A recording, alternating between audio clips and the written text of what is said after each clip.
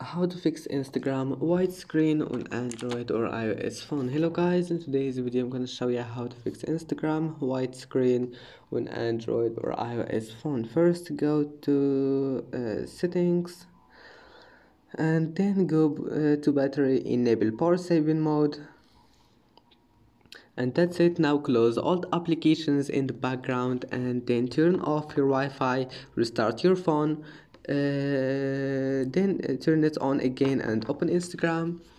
And if that doesn't fix your problem, now go to Play Store and here make sure your Instagram is updated. Just see if there's any update here and then click on it.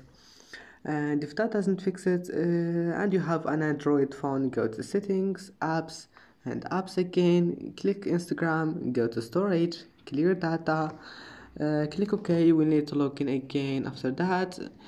And if you have an iPhone, just uninstall your Instagram and install it again. And that's it. Don't forget like and see you in the next video.